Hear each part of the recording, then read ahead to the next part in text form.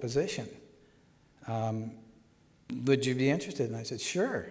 So he says, you go to work tomorrow morning. I said, well, I haven't filled up paper. He says, go to work tomorrow morning and we'll worry about the rest later. So I said, okay. So I went to work. I had a workbench.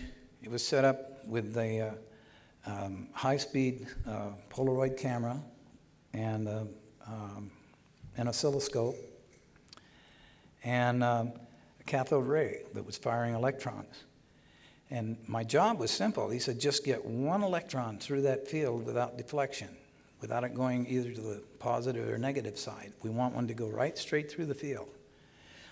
I said, well, that's okay.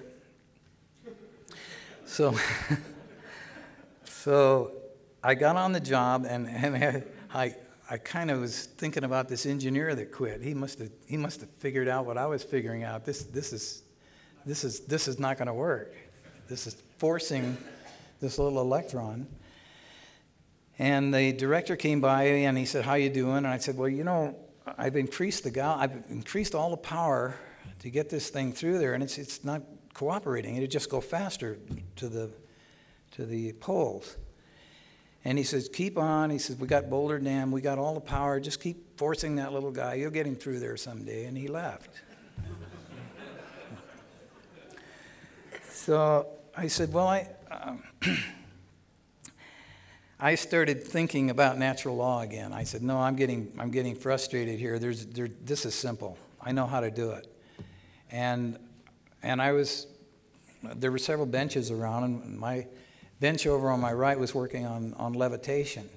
This was a government-funded research facility for the government. And they were working on levitation. They had a giant coil wrap, and they had a steel ball, and they would fire it up and levitate it for 3 or 4 minutes, and then they'd burn the coil up. In those days, I don't know what they're called now. In those days, they were called igliotrons, and they were $400 a copy, and they were checking them out of supply about every 2 or 3 hours. They'd have to get a new one.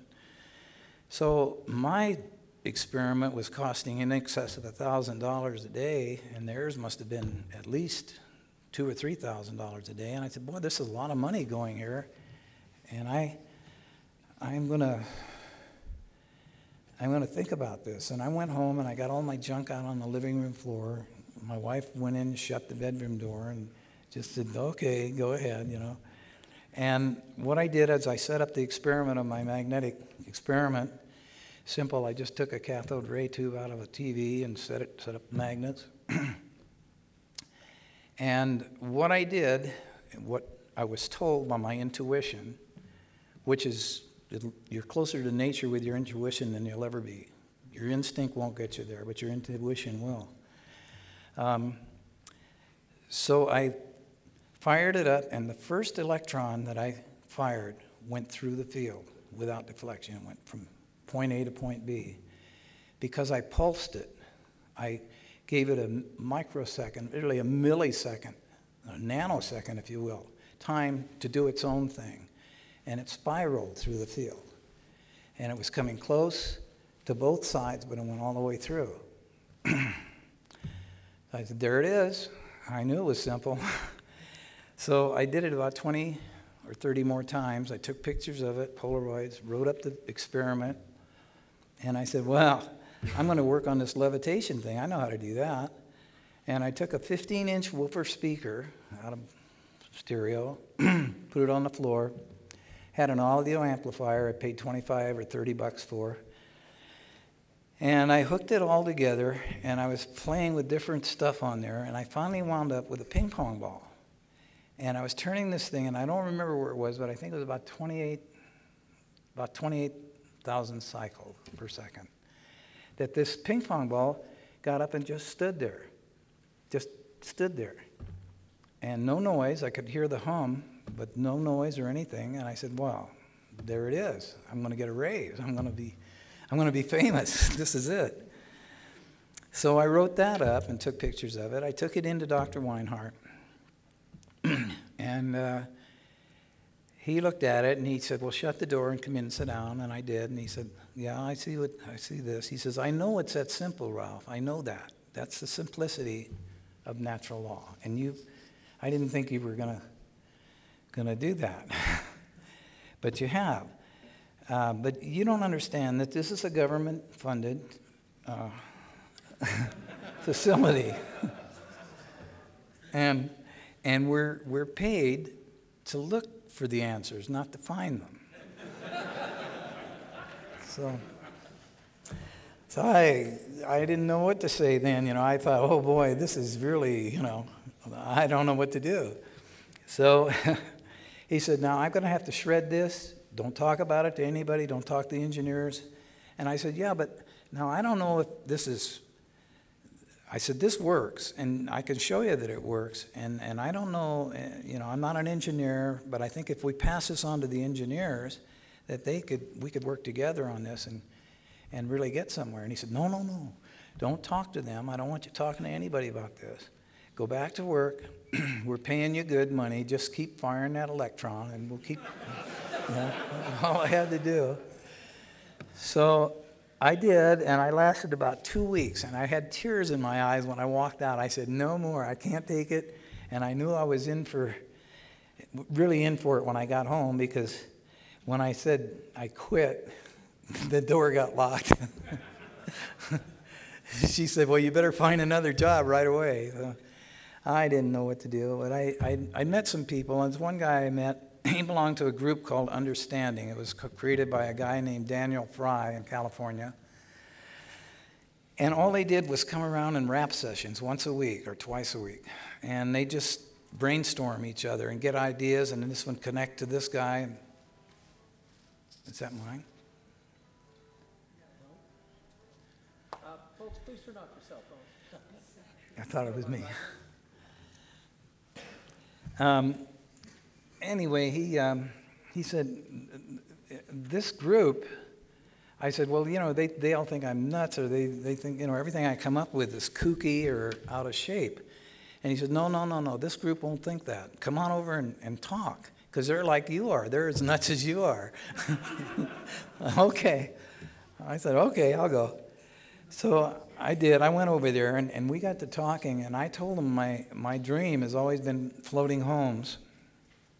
And, I'll rotate this a little more so you can get a little different screen on here. I don't know what we've got. That's Bill Ryan. I want to thank Bill Ryan and Kerry Cassidy from Project Camelot, because they did a lot of work, not just for me, but for a lot of unknown and unsung people that have invented things that work and been there and done things that other people haven't done.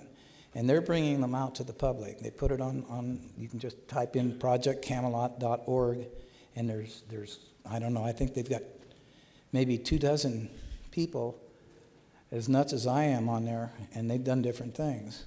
And so I wanted to give them another thanks.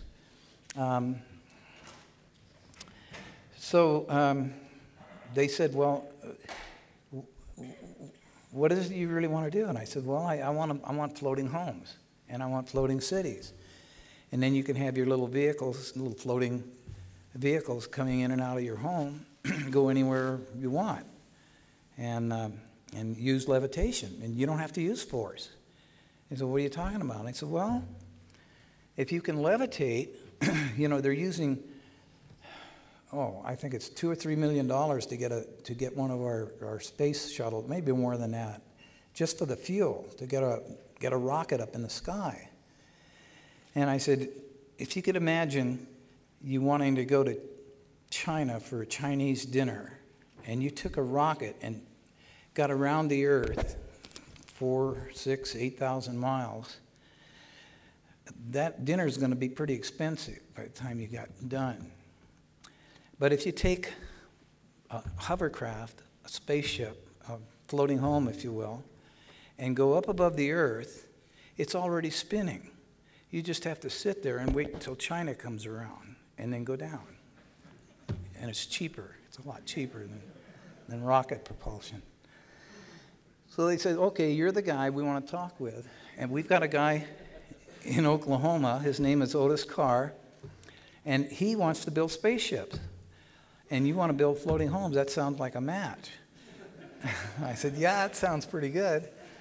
So he said, well, he's in trouble back there. One of his experiments blew up, and he was working then with some mercury, and he got some mercury splattered on him.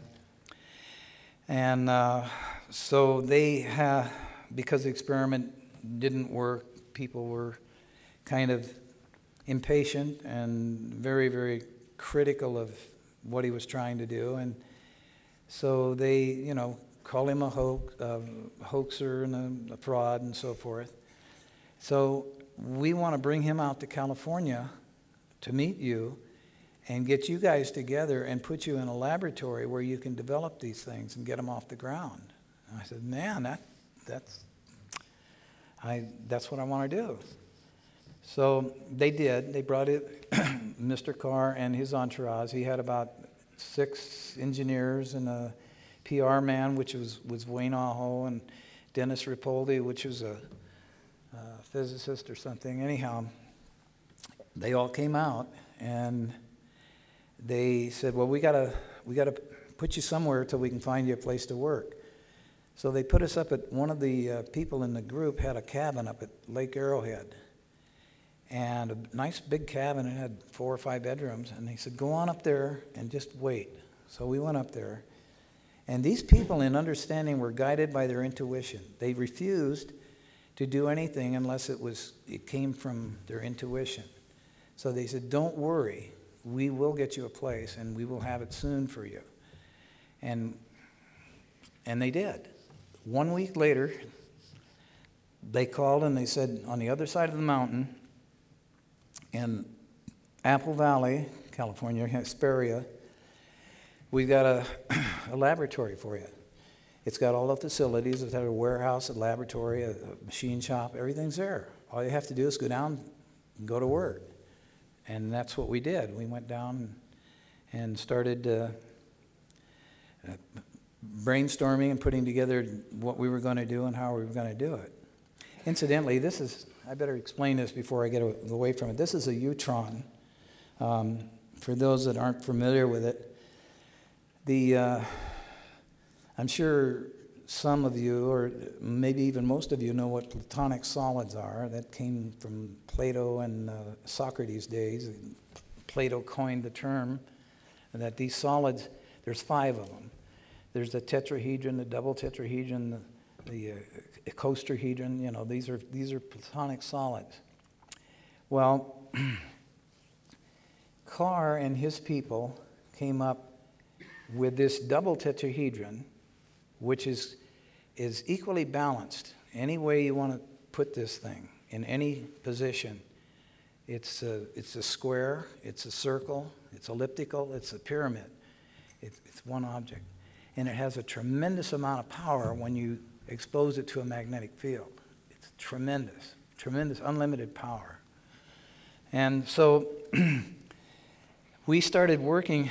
Let's see, did I miss anything?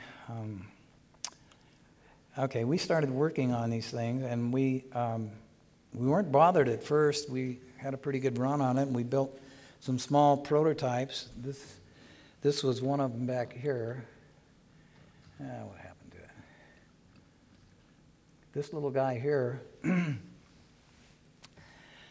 fact, this was the very one that I was privileged to be working with. At the time, we were increasing the vibratory rate of this little guy. And it's made out of T1, I think it is, or T6 aluminum, and very nice aluminum. But I was touching the top of it, nice and solid, but as we increased the frequency, it was getting softer and softer. And eventually, I felt my hand go right through the metal. And it was quite natural. I didn't think anything. I wasn't wow or anything. It was like, wow. But not it seemed, and Carr was overlapping because the other guys that were in there were kind of astonished that I was doing that because they didn't want to touch the thing. But anyway, before we eventually got to a 45-foot craft and demonstrated teleportation, Carr had to educate us on what teleportation was. Here's that little Here's that little Utron. That's just a horseshoe magnet with a coil, copper coil around it, and that's exposed to the center of that. And we had, at that time, we had 2 moving parts. That's all we had in the whole craft. They're counter-rotating wheels. One went clockwise, one went counterclockwise. And when this began to oscillate, when it began to rotate, it built up a resonant field. It just kept pulsating, just like my hand went into that little model. It gets very, very strong. Well, Carr was explaining,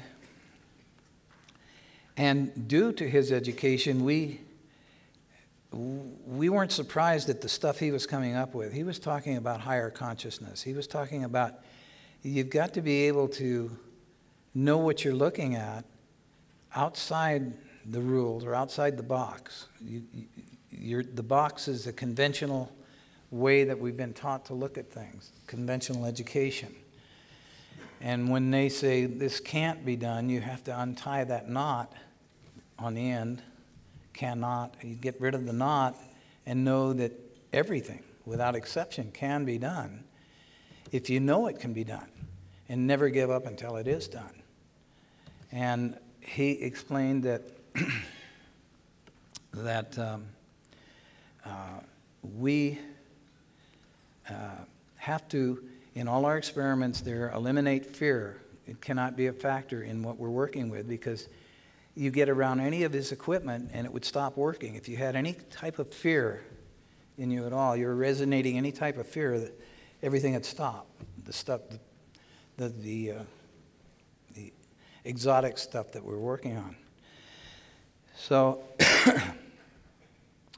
he said, I'm going to help you get through fear. First of all, you're in a duality system, right and wrong, up and down, left and right, and you believe that you are a human being with a spirit in it. And he said it's just the opposite. You're a spirit, and you are living in a vessel, whatever you want to call it, a human or a physical being or anything. He said you are energy. And his first law in our conventional science, 101, says that energy cannot be created or destroyed. He said if you wake up and realize that we're all energy, we are energy, and we inhabit different fields, different frames of reference. And everything, I went past that thing I was talking about, truth. I'll get back to it. Everything without exception is true. It just depends on the way you're looking at it at that time and space. I guess an example would be, you might get mad at mom for kicking you away from the stove, from putting your hand on the hot stove, and say, oh, she's terrible. She's just, that's terrible. But later on you realize, man, I'm glad she did. I would have burnt myself. So it's the way we have of looking at things. And the way Heisenberg looked at energy through the electron microscope, he saw that he could change his thoughts and change the energy field, what he was looking at. So that he realized, he said, it's not outside of us, it's inside of us where the operator is. The I inside of us is where it's at. And you operate with the mind. Everything is done with the mind.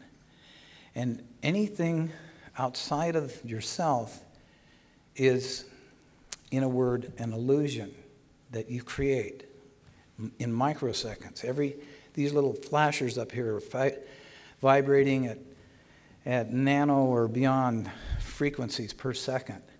And they're perceiving and putting together all this thing. Oh, I have 20 minutes left? Thanks. I want to get some questions and answers, so I'll kind of rush ahead here. I know you want to hear about the craft, so that's where we'll go. Carr said we've been exposed. Some people know about where we're at. They've seen us flying around when we'd fly them all over the desert down there, and they thought they were flying saucers. And so people got got to knowing about what we were doing. And he said, he told Wayne Aho to get a hold of General Motors and fix a meeting with him to come and talk to us. And so a representative of General Motors came down to Riverside, California, in one of the big hotels. I forget what it was now. And our people, our engineers, our people, and me, I was lucky enough to go along, came down and we sat down with General Motors. And Carr said, we're here to, we want to work with you. You've got a manufacturing facility that, you know, is enormous, and we're working on shoestrings. And we'd like to introduce, and we showed him a little levitating craft right on his desk. It's just standing up. It was just a small model. And we said, we want to take the wheel, which is going like this on the ground, and you have to have cement, you have to have asphalt and everything, and we want to turn it this way and get it off the ground so that you're not interfering with the natural things. You're not killing a lot of animals. You're not spoiling a lot of beauty, and you're not wasting a lot of money. And the representative said, well, wait a minute. And this incidentally goes back to Nikola Tesla, and I'm sure most of you here know about his case with J.P. Morgan. And he was one of the funders, the major funders in Tesla's work. And when Tesla said, no, we can go wireless on everything. And Colorado Springs and Wardenclyffe in New Jersey, he said, I've got what it takes to run energy anywhere, through the earth, around the earth, or any place you'd like, by sticking a rod in the ground 30 feet in the air. Everybody, without exception, can have all the electricity they'd ever need to run everything, their house, their vehicles, and everything. Now, I might have elaborated a little further than Tesla went, but that was basically the straw that broke the money man's back. He said, no, we're not going in there. We've got copper industries. We've got timber industries. These are telephone poles and copper wire. No, you're going to ruin the monetary system. So I won't go there any further because I'll get back to my story. The same thing was said by General Motors. He said, no, you're going to put all our people out of work. You're running off of magnetic energy. What's that?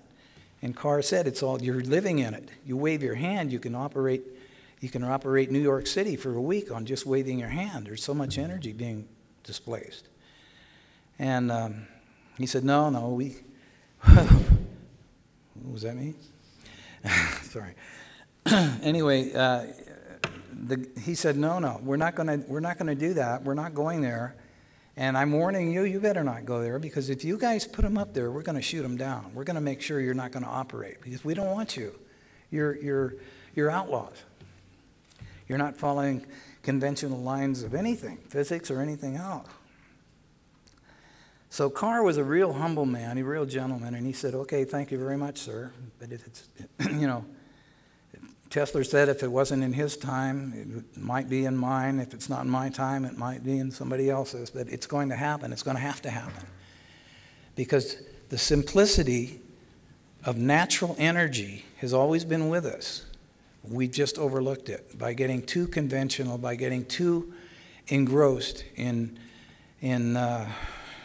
all the fields of science, mathematics, and all the definitions of things. When I looked at magnetism, and I came out from there and saw what they'd done to a simple line of electricity, they've called it a Dr. Watts, a Dr. Amperage, a Dr. Fahrenheit, all these names, connotations put on a simple law, which is from magnetism out, you just create a magnetic field, you create an electrical current, and that's it. Then you can dissect it in any form you want through frames of reference and get it to work in any field that you want. Well, he just as much kicked us out. He said, no, we don't want this, and you better just forget about it. Well, Carr went back and he said, we're going to have to get the 45-foot craft off the ground.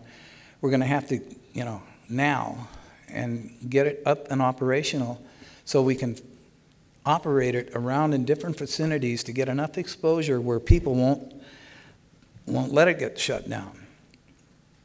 Okay, so he chose 3 of us to take the pilot, the first flight, or first operation, and I was one of them. And he said, "Now I want to tell you about this consciousness." That this is the patent, incidentally, that was turned into an amusement device. You know, that's as far as he got with it. Oh, can I use that? Yeah. Great. Yeah. Okay. Now this this is a replica of a toy. He brought out toys. He thought, well, we'll hit the young kids, and they're smarter than some of the people that Carr had met. And we'll get them to put these toys together in the sequence that we suggest. And once they get acquainted with the naturalness of magnetics and so forth, we'll give them the bottom line, which is levitation. So anyway, he tried, and he got as far as he could go. There's Mr. Carr there. Let's see where else we got on here. Here's another 45-footer. And I'm running short on time, so I'll just tell you about teleportation. Thanks. If I need it, I'll ask for it. Thanks. Carr said, we're gonna get this thing going. So we worked day and night for 2 weeks. I didn't get much sleep. We just worked on this thing to get it going. And he said, now this is what all this. He'd been grooming us all along in consciousness. He said, this is where it's at. It's in the mind. Anything outside of the mind forget it. You've got to operate from the inside out. And when you do that, you'll see what will happen. It'll be a continuum going on with just surprise after surprise after surprise, discovery after discovery. And we kind of said, yeah, okay, well, that's good. We'll see what happens. And so we got on board. There was 3 of us, 2 engineers and myself. And I was just a technician, but I was a gopher, too. I'd go for hamburgers or whatever we needed. So I got to go along. And inside the craft, we had a global crystal, quartz crystal, big one, about, I don't know, maybe 1.5 feet or so in diameter. And that was sitting inside like a gyroscopic thing. And then up from the bottom, it was what I equate to a laser. I don't know, it had to be a laser. The bright light coming up from the bottom. And as it came up through the bottom, it illuminated this crystal in millions, is all I can say, at least hundreds and hundreds of thousand colors. It would just fade. From red, it could take all day to go to yellow or orange. It just kept going around from infrared to ultraviolet.